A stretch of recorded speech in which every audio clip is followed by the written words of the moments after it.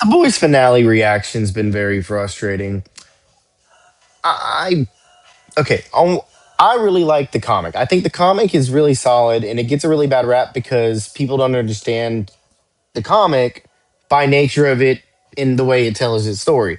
It is more of a cartoon. It is much less serious, much more comedic in tone, and those extreme events that you can nitpick and point at and say, "Oh, that's gross. Why would they do that?" Like very quickly in the comic, it becomes clear that everybody's basically a slapstick character or a Looney Tune, and the most insane things will happen. It's kind of like Happy Tree Friends, right? So when you examine these characters, the only ones that actually matter in the source material are the boys. So for the show, people were like disappointed by the stakes, and if you read the comic, a lot of it is about how you know things are anticlimactic, and even in the ending, the whole point is that the ending is unsatisfying. But like, okay, another good example of the comic being twisted easily is like, oh, they say, oh, and then out of nowhere, Black Noir is revealed as a clone of Homelander. I mean, Vaught does set that up through the comics multiple times. They say they have a deterrent. They allude to it. It's just a punchline. It's not a twist. It's a payoff to a bit that's been going through the whole comic. So it doesn't really like Homelander's not the main villain. Homelander is the final arc villain, and he has a rivalry with Butcher, but he's not. I mean, Butcher is the villain of this series, and you get a lot more knowledge of Butcher, and I just wish they made two separate episodes. I don't mind the stakes; like it makes sense that people had their high hopes up, and I thought something like that too, but it also makes a lot of sense that they were just doing comic stuff adaptations because they've been doing that in the marketing since the beginning. I get it.